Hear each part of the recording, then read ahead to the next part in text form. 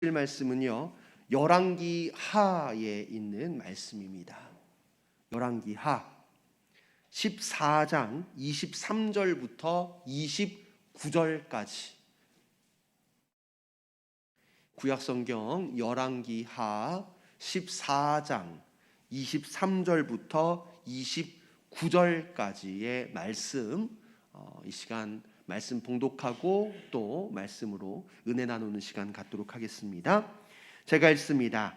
유다의 왕 요아스의 아들 아마샤 제15년에 이스라엘의 왕 요아스의 아들 여로보암이 사마리아에서 왕이 되어 41년간 다스렸으며 여호와 보시기에 악을 행하여 이스라엘에게 범죄하게 한 느밧의 아들 여로보암의 모든 죄에서 떠나지 아니하였더라.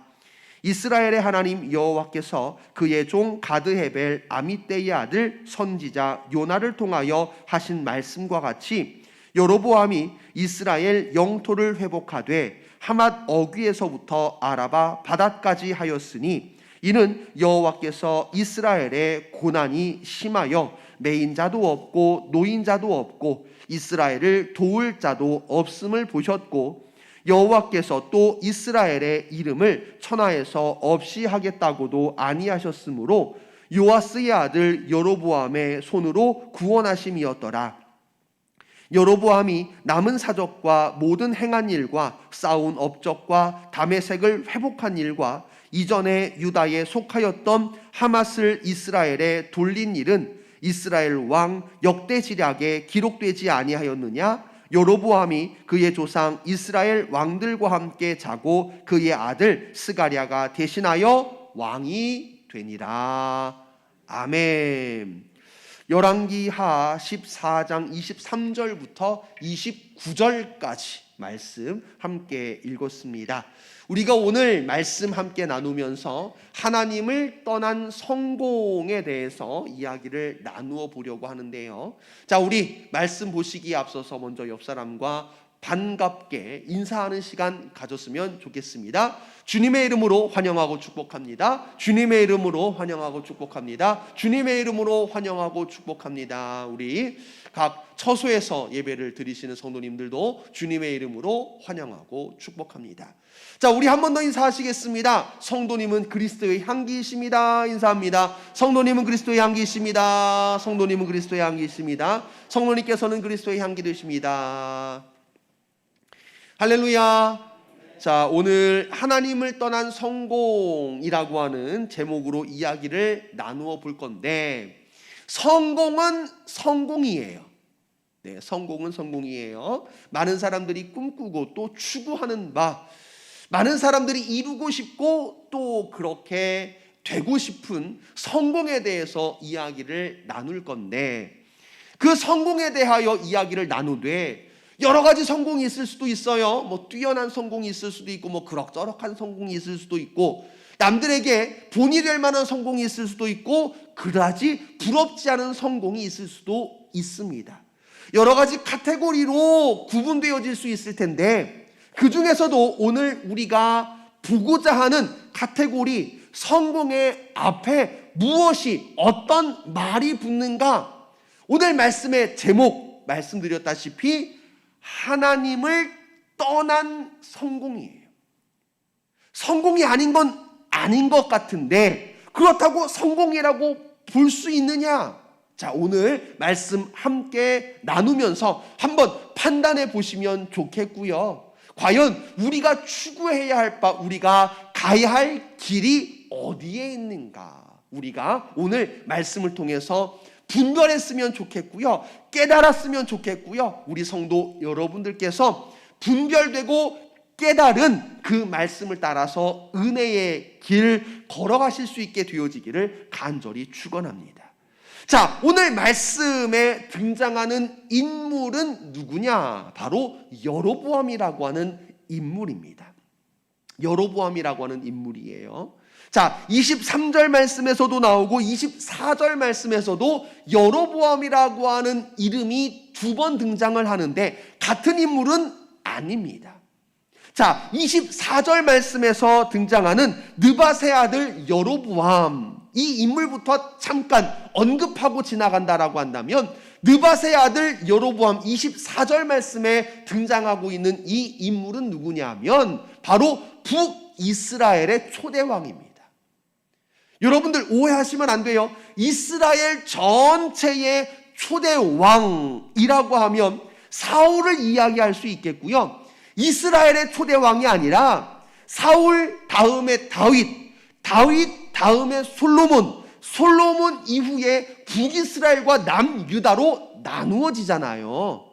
그때 남유다는 솔로몬의 아들 르호보암이 왕위를 이어받고 북이스라엘은 새로운 왕조가 시작되어진단 말이에요. 자, 그때 북이스라엘의 왕으로 처음 등극한 인물이 누구냐? 바로 24절 말씀에 나오는 느밧의 아들 여로보암입니다. 자, 그런데 이 여로보암은 오늘 말씀의 주인공은 아니에요. 주인공은 아니고 오늘 말씀의 주인공은 누구냐 하면 23절 말씀에 나오는 요아스의 아들 여로보암입니다. 자, 요아스의 아들 여로보암. 이 요아스의 아들 여로보암은 사마리아의 왕이 돼요. 사마리아에서 왕이 되었습니다. 자, 그러면 여러분들 사마리아에서 왕이 되었다라고 하는 것 여러분들께서 무슨 의미인지 이해가 되시지요? 사마리아에서 왕이 되었다라고 하는 얘기는 남유다의 왕이라는 얘기예요? 북이스라엘의 왕이라는 얘기예요? 그렇죠. 북이스라엘의 왕이라는 얘기죠. 자, 그것을 우리가 구분하는데 도움이 되는 구절도 있어요. 23절 앞에 보시면 유다의 왕 요아스의 아들 아마샤 제15년에 라고 말씀하고 있지요. 무슨 얘기냐 하면 남유다는 지금 누가 왕이라는 얘기예요? 그렇죠. 아마샤가 왕이라는 얘기예요. 아버지의 이름은 똑같아요. 요아스. 자, 그런데 이 아마샤라고 하는 왕이 남유다에서 15년 동안 나라를 다스리고 있는 와중에 북이스라엘 왕이 바뀐 거예요.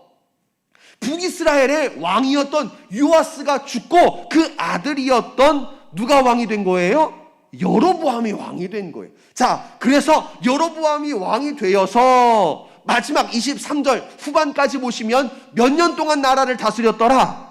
네, 41년 동안 나라를 다스렸더라. 여러분, 그 북이스라엘의 역사의 흐름으로 본다면 이 여로보암이 왕이 되었을 시기는 언제냐면 이스라엘이 후기로 넘어가는 과도기예요. 이제 여로보암 이후로 북이스라엘이 어떻게 보면 망국의 길을 걷는다라고 보시면 될 것 같아요. 이제 거의 후기에 근접한 시기입니다.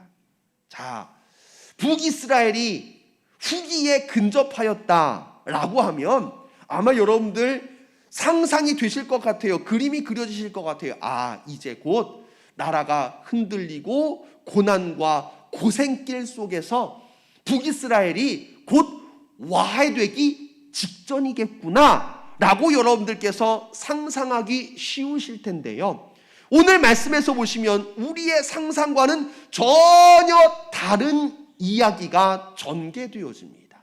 자, 어떤 이야기가 전개되어지는가 보시면요, 25절 말씀 보세요. 25절 후반부에 다시 봅니다. 자, 여로보암이 이스라엘 영토를 어떻게 했대요? 네, 회복했대요. 지금 북이스라엘 역사로 보면 후반기에 근접한 후반기로 넘어가는 시기임에도 불구하고 보시면 이스라엘 영토를 빼앗겼거나 상실했거나 없어진 것이 아니라 이스라엘 영토를 오히려 회복했대요. 정확한 지명까지 나오죠. 하맛 어귀에서부터 아라바 바다에 이르기까지 그 영토를 회복했대요.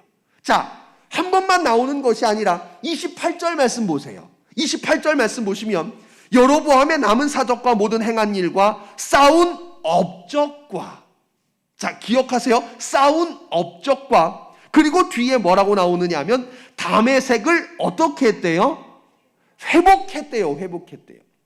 다메섹이라고 하는 지역을 빼앗기고 상실하고 약탈당한 것이 아니라 다메섹이라고 하는 지역을 회복했대요. 그리고 그 뒤에 다시 한번 하맛을 회복하여 이스라엘에 돌린 일을 언급하고 있는 것을 보게 되어집니다. 자, 여러분, 여로보암이 왕이 됐어요.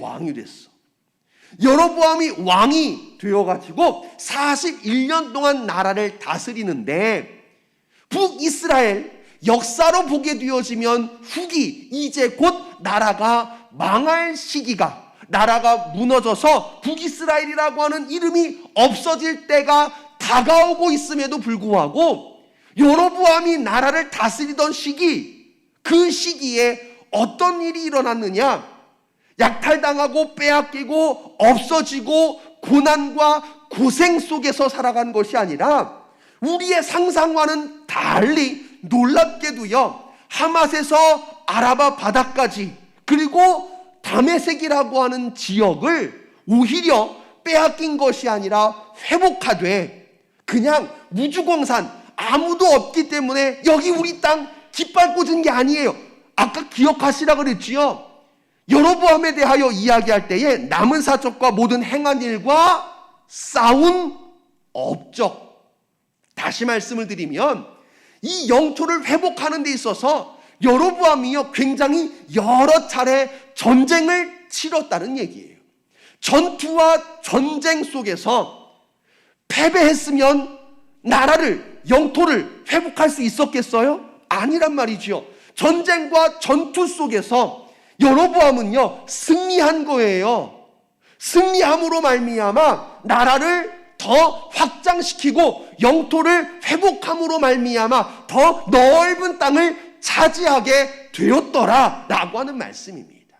자, 여러분, 특별히 지명을 분명하게 밝히고 있죠. 하맛, 아라바 바다, 다메섹 등등 이런 지명을 정확하게 밝히고 있는 것을 분명히 볼 수 있는데, 이 지명들을 통해서 우리가 또 뭘 알 수 있느냐 하면, 여러분, 이스라엘 역사상 사울로부터 시작해가지고 북이스라엘 호세아 왕 때 끝나고 남유다 시드기야 왕 때 역사가 끝나게 되어지는데, 사울로부터 시작하여 그나마 좀 더 길게 왕조가 이어졌던 남유다 시드기야 왕 때까지 다 통틀어서 가장 나라가 강하고 영토가 넓어지고 확장되고 그나마 많은 나라들로부터 존경받고 영광을 차지했던 시기가 언제예요?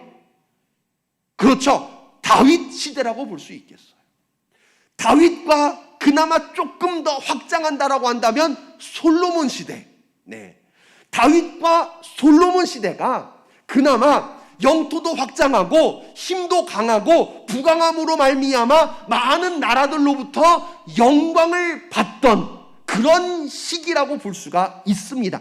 그 이후에 조금 회복되어진, 조금 넓혀진 경우도 있기는 있습니다만, 그 이후의 역사는 뭐냐면요, 계속해서 빼앗기고 약탈당하고 상실하는 역사예요.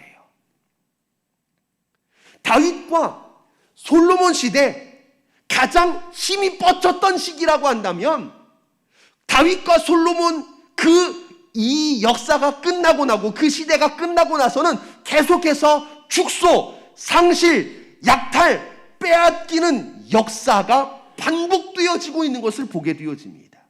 자, 그런데 놀랍게도요, 이 여로보암 시대에는요, 특히 아까 이제 초대왕 여로보암을 말씀드렸잖아요. 초대왕 여로보암과 구분하기 위해서 요아스의 아들 여로보암은 여로보암 2세라고도 부르기도 해요. 뭐 어쨌든 간에 이 여로보암 2세 시대에는요, 지금까지 역사와는 달리 아까 말씀 보셨죠? 싸움, 전쟁, 전투 수없이 많이 일어났음에도 불구하고 패배하지 않고요, 그 전쟁과 전투 속에서 승승장구 나라를 넓히고 영토를 회복하여, 그 회복이 무슨 회복이냐면 바로 다윗과 솔로몬 시대의 영토를 말하고 있는 겁니다. 그러니까는 지금까지의 역사는 계속해서 빼앗기고 상실하고 축소의 역사였던 반면, 이 여로보암 왕 시대에는요, 확장, 전쟁에서의 승리, 영토의 회복, 이것은 곧 다윗과 솔로몬 시대의 영광을 회복하는 것과 같았다. 이렇게 의의를 둘 수가 있겠습니다. 자, 여러분, 그 시기를요, 아까 23절 말씀에서 봤죠? 몇 년 동안 나라를 다스렸다고요? 그렇죠. 41년 동안 나라를 다스렸다고요. 우리나라 왕조, 조선 왕조, 고려 왕조 다 봐도 사실은요, 40년 넘게 나라를 다스린 왕이 굉장히 드물어요. 이스라엘 역사에서도 마찬가지입니다. 이스라엘 역사에서도 남유다와 북이스라엘 통틀어서 모든 왕조를 통틀어서 가장 오래 나라를 다스린 왕이 므낫세, 그 다음이 우시야, 그 다음 세 번째 타이틀 3위를 차지할 수 있는 왕이 누구냐? 바로 여로보암이에요. 여로보암 2세. 41년, 결코 짧지 않은 시기입니다. 남유다를 제껴놓고요, 북이스라엘만 따져보잖아요. 북이스라엘만 따져보면요, 단연 1등이에요. 단연 1등. 왜냐하면 므낫세와 우시야가 모두 남유다의 왕이기 때문에. 북이스라엘에서는요, 이 여로보암이 단연 1등 41년 나라를 다스렸는데, 그 밑에 2위를 차지하는 왕이 누구냐면 예후왕이 예후왕.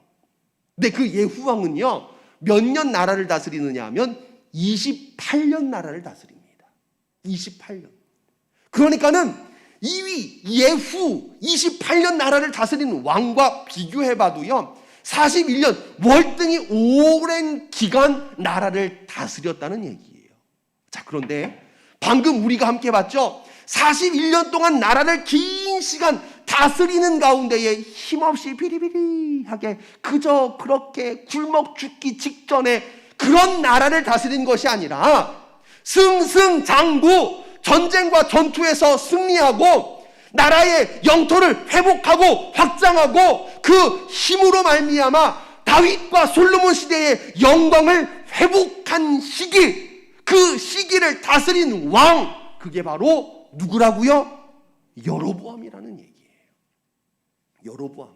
자, 그러면 여러분, 우리가 세상적인 측면, 인간적인 관점에서 보았을 때 여로보암 왕은 왕으로서 실패한 왕입니까? 성공한 왕입니까?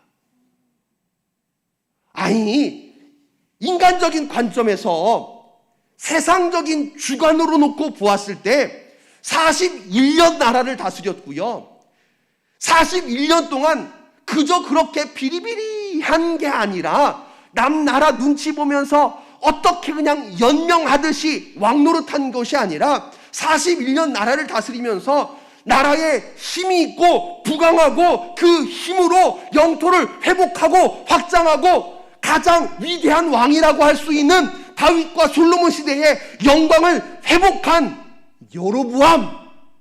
여러분 생각해 보세요.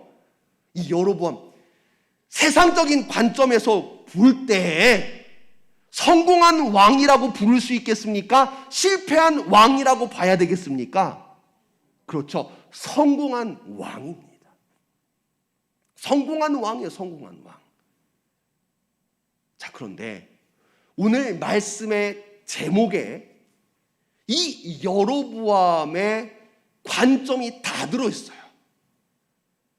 오늘 말씀의 제목이 하나님을 떠난 성공이에요.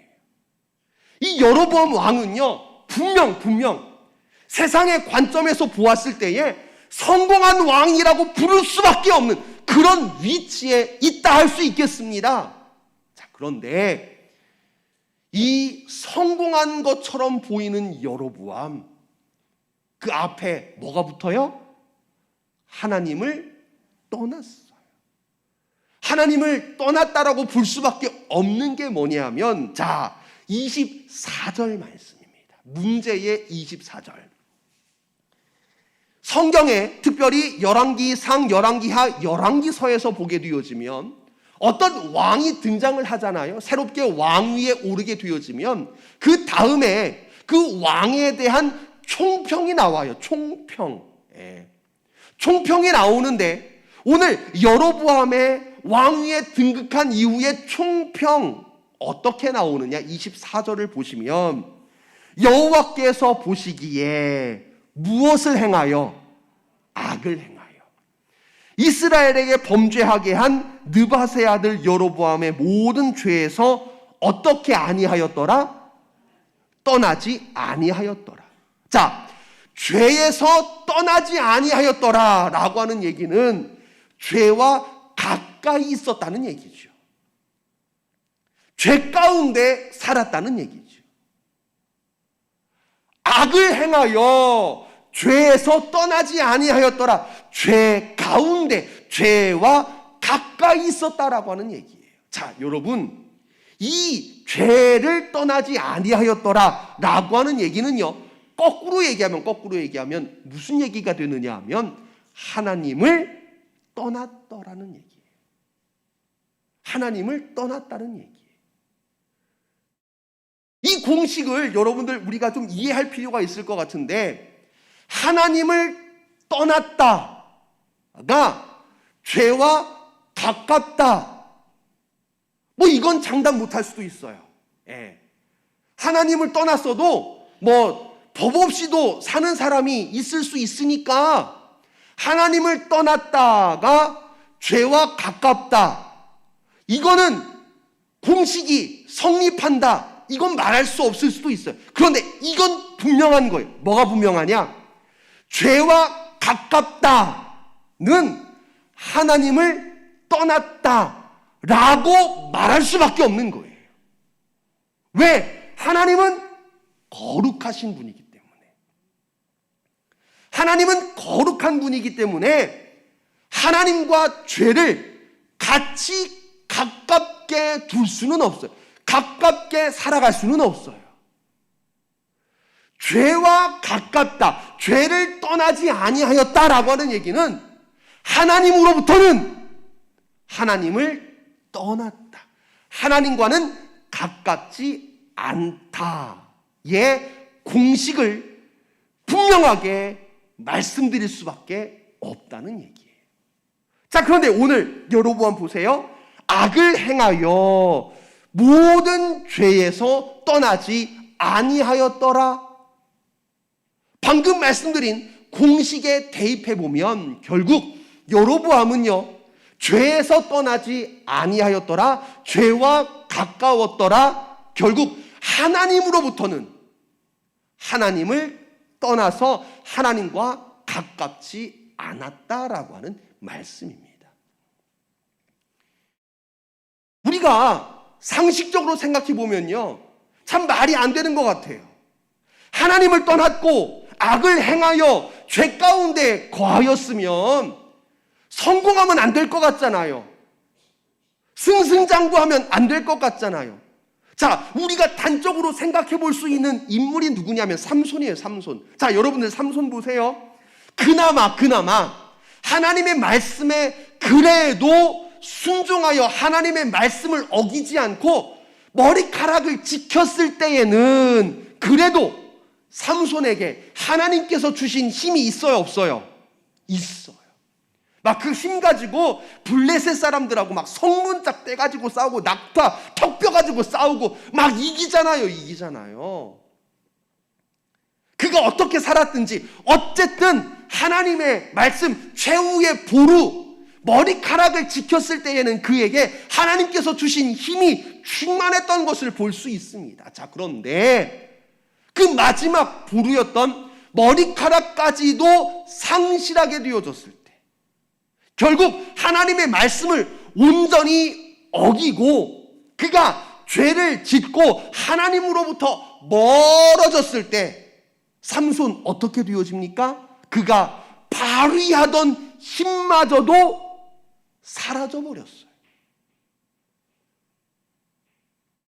그가 가지고 발휘하던 모든 힘이 사라져버리고 블레셋 사람들에게 잡혀서 수레를 끄는 노예와 같이 취급받고 있는 것을 우리가 성경을 통해서 보았지 않습니까? 자, 이게 우리의 일반적인 상식이에요. 하나님을 따르고 하나님 말씀 가운데 거하면 힘이 있고 승승장구할 수 있고, 반대로 하나님을 떠나고 하나님께 죄를 지으면 그 힘, 모든 복이 떠나가는 게, 성공할 수 없는 게 우리가 가지고 있는 상식인 것 같은데, 오늘은 그 상식을 완전히 깨고 있음을 보게 됩니다.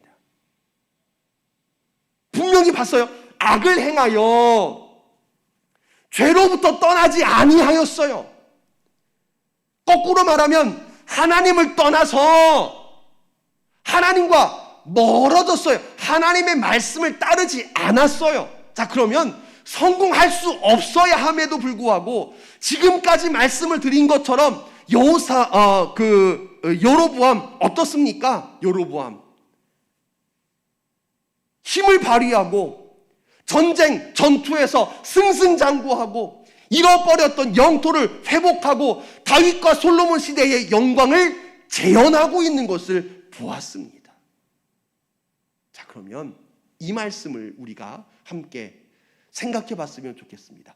어떻게 이렇게 성공할 수 있었을까? 어떻게 이렇게 성공할 수 있었을까? 오늘 말씀에서 우리가 그 해답을 발견해 보면요, 25절 보세요. 25절. 이스라엘의 하나님 여호와께서 그의 종 가드헤벨의 아미떼의 아들 선지자 요나를 통하여 하신 말씀이 있었다는 거예요. 그 말씀이 뭐냐? 바로 하맛 어귀에서부터 아라바까지 회복하게 하시겠다라고 하는 하나님의 말씀이었던 겁니다. 자, 여러분, 하나님의 말씀은 신실하시고 하나님의 말씀은 힘이 있으신 줄로 믿으시기를 간절히 축원합니다. 아무리 엉터리 같아도요, 하나님께서 내뱉으신 말씀은 분명히 성취가 되어지고 분명히 그 말씀이 이루어진다는 사실이에요. 여로보암이 아무리 그지 같고 아무리 개판치듯 살아도 하나님께서 내뱉으신 말씀은 여로보암과 상관없이 하나님께서 이루신다는 거예요.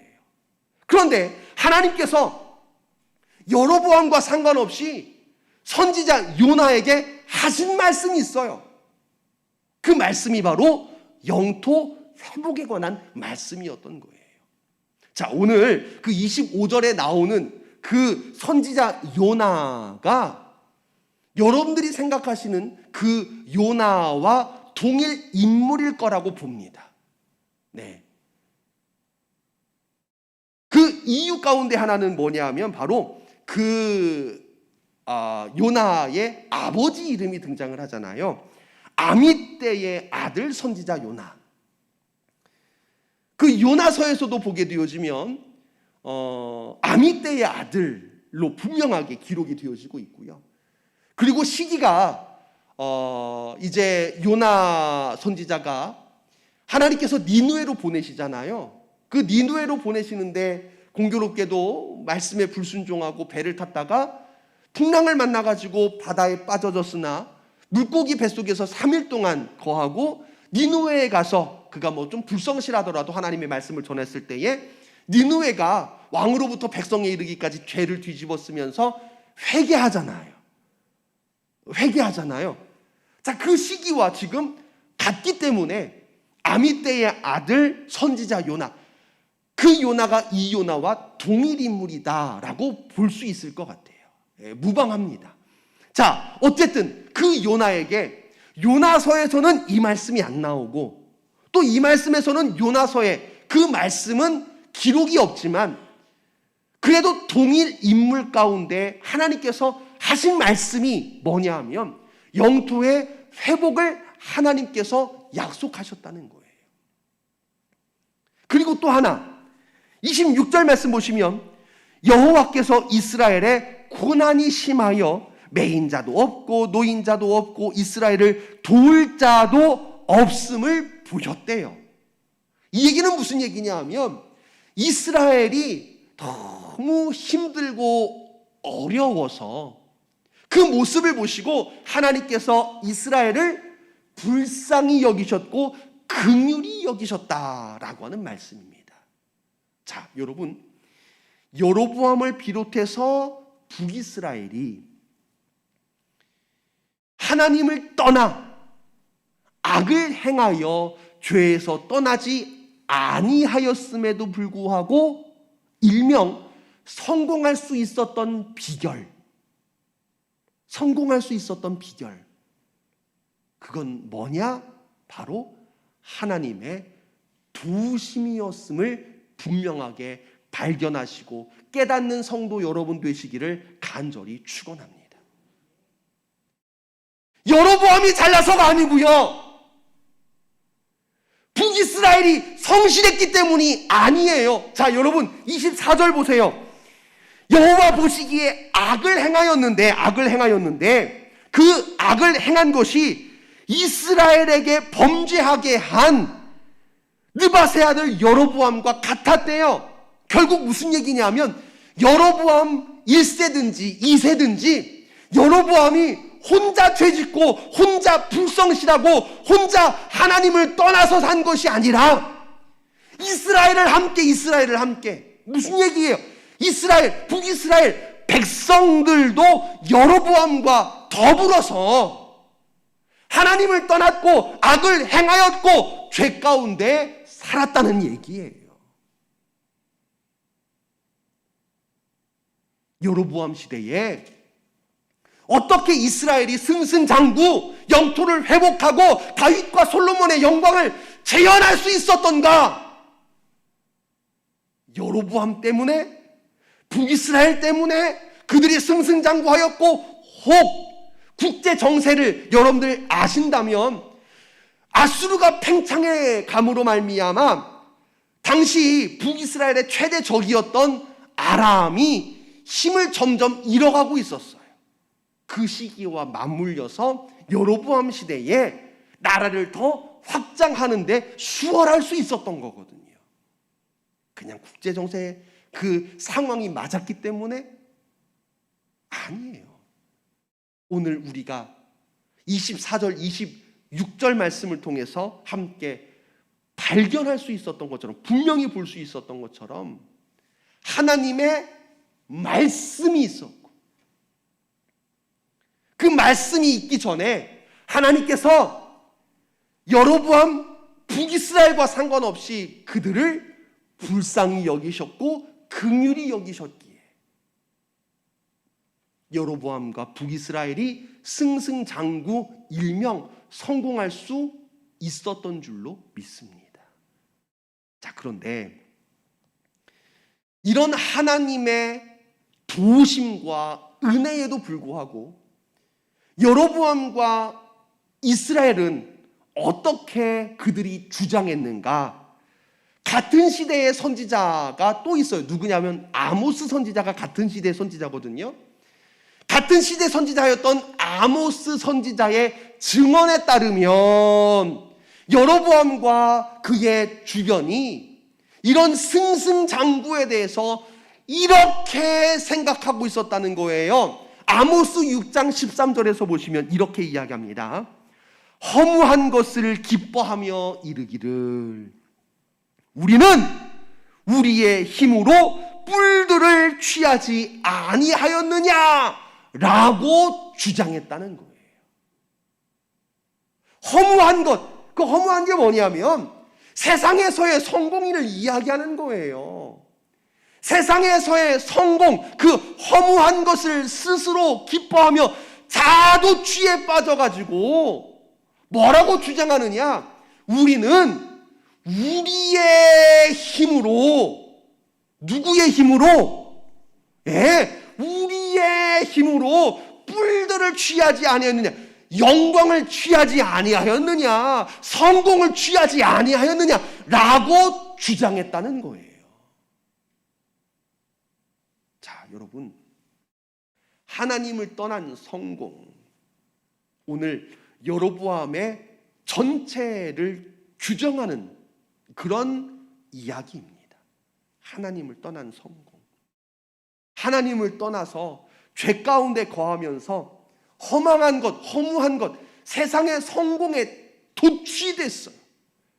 그 가운데 푹 빠져가지고 헤어나오지 못하며 주장하기를 우리의 힘으로 이 성공을 이룬 것이 아니냐라고 주장했다는 거예요. 그런데 우리가 오늘 말씀을 통해서 분명히 알 수 있지요. 우리의 힘, 즉 여로보암의 힘이 아니고요, 북이스라엘 그들의 군대의 힘이 아니고요, 하나님께서 말씀하셨기에, 하나님의 언약의 말씀, 그리고 하나님의 긍휼히 여기는 은혜가 있으셨기에 41년 동안 북이스라엘이 승승장구할 수 있었음을 우리는 분명히 발견해야 할 줄로 믿습니다. 사랑하는 성도 여러분, 우리가 성공, 여기에 너무 몰입하며 살고 있지는 않습니까? 간절히 원하기는 우리 사랑하는 성도 여러분, 이 땅 가운데서도 누구나 손꼽을 만한, 누구나 박수 쳐줄 만한, 누구나 인정할 만한 성공 이루시는 우리 성도 여러분, 여러분들의 삶이 되시기를 간절히 축원합니다. 아니, 성공하시래도 기분 나쁘세요? 다시 우리 사랑하는 장로교회 성도님들, 세상에서도 누구나 인정할 만큼 크게 성공하시는 우리 성도님들 되시기를 간절히 축원합니다. 근데요, 어떤 성공이냐를 우리가 좀 생각해 보자고요. 하나님을 떠난 성공, 이게 과연 진짜 성공이냐? 하나님을 떠나서 우리가 우리의 힘으로 뿔들을 취하지 아니하였느냐? 이게 진짜 성공이냔 말이에요. 자, 여러분, 이스라엘 역사로 보게 되어지면 결국 여로보암 시대 이 교만한 그 성공에 빠져가지고요, 결국은 여로보암이 죽고 나서는 급격하게 나라가 기울어지고 결국은 곧이어 북이스라엘이 아수르에 의하여 멸망당하게 되는 역사를 보게 되어집니다. 얼마 안 걸려요. 북이스라엘이 여로보암 이후에 얼마 안 있어 이 중흥을 이루었음에도 불구하고 그 교만에 빠져가지고 금세 나라가 망하게 되는 것을 보게 됩니다. 하나님 없는 성공이 과연 성공일 것이냐 라고 하는 거죠. 여러분, 성공하시되 하나님 안에서, 성공하시되 하나님과 가깝게, 성공하시되 내 힘으로서가 아니라 하나님의 도우심으로 성공하시고 그 성공을 하나님께 영광 돌리며 감사하실 수 있는 우리 성도 여러분들 되시기를 간절히 부탁을 드립니다. 얼마 전에 친구를 하나 만났어요. 친구를 만나서 같이 대화를 하는데 그 친구가 그러는 거예요. 이제 어찌어찌 이제 피치 못하게 집이 이제 아파트가 두 채가 된 거예요. 이 친구에게 아파트가 두 채가 됐는데 어쩔 수 없이 이렇게 어떤 이제 사정으로 인해서 두 채가 되다 보니까 그냥 두 채가 되지 못하고 한 채에 대해서 빚이 너무나 많은 거죠. 이제 빚이 생긴 거예요. 근데 그 친구도 그렇고 뭐 저랑 비슷해요. 빚지고는 못 사는 거예요. 빚지고는 빨리 이 빚을 좀 어떻게 해결했으면 좋겠는 거예요. 그래서 이 친구가 하나님한테 기도했어요. 뭐 정확하게 얼마인지는 모르겠지만 예를 들면 이런 거예요. 하나님, 지금 빚을 빨리 해결해야 되겠는데 이 빚을 이래저래 계산해 보니까 이걸 해결하려면 아파트 값이 예를 들면 1억은 있어야 되겠는 거예요. 그래서 하나님한테 기도해서 하나님, 아파트 값 좀 오르게 해주세요. 하나님, 아파트 값이 1억까지 빨리 올릴 수 있도록 하나님 도와주세요. 그러고 기도했어요. 자, 여러분, 아파트 값이 올랐게요? 안 올랐게요? 올랐을까요? 안 올랐을까요? 금세 올랐어, 금세 올랐는데 문제는 뭐냐?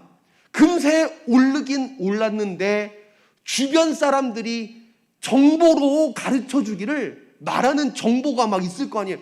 뭐라고 이야기하느냐면 조금만 더 있으면 더 많이 오를 거래요. 그래서 가족 회의를 열었어요. 우리가 기도한 건 1억이다. 주변 정보에서 가르쳐 주기를 이제 곧 1억보다 더 오른다 한다. 그리고 지금 현재 상황으로 봤을 때 더 오를 수밖에 없을 것 같다. 과연 우리가 이 집을 팔아야 되겠냐, 안 팔아야 되겠냐, 이걸 가지고 가족회의를 했어요. 자, 여러분, 팔았게요, 안 팔았게요? 팔았을까요, 안 팔았을까요? 네. 그 집을 팔고 빚을 청산했어요. 나중에 들어보니까 그 얼마 사이에 그 아파트 집값이 8천만 원이 올랐대요. 자, 손해본 걸까요? 손해봤다고 봐야 되나요? 여러분, 하나님 앞에 기도한 게 이루어졌잖아요. 응답해 주셨잖아요.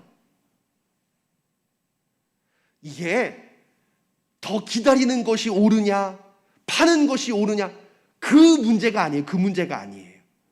뭐가 우리가 봐야 될 부분이냐면 성공은 하되 응답을 받되 하나님 안에서 해야 된다는 얘기예요. 팔게 된 결정적인 이유가 뭐냐? 우리가 기도한 건 들어주셨지 않냐? 여기서 욕심을 내는 건 우리가 하나님 앞에 주문을 한 게 아니라 기도한 건데, 기도의 응답으로 우리가 인정하자 하는 의미에서 그렇게 아파트를 팔고 빚을 해결했다 하는 이야기를 얼마 전에 한 친구를 만나서 들은 적이 있습니다. 사랑하는 성도 여러분, 성공은 성공이 돼. 하나님 없는 성공. 과연 그것을 우리가 성공이라고 볼 수 있겠느냐? 다시 한번 고민해 봤으면 좋겠고요. 우리가 주목해야 되는 게 성공이냐, 하나님이냐? 오늘 여로보암이 일명 성공한 이유는 그들이 잘나서가 아니에요. 하나님이 도우셨기 때문임을 우리가 분명히 발견하면서 성공은 하나님께 있음을 기억하시고 하나님과 가깝게, 하나님과 동행하면서 하나님의 은혜로 말미암아 세상에서도 성공의 길을 걸어가실 수 있는 우리 창록교회 우리 모든 성도 여러분 되어지시기를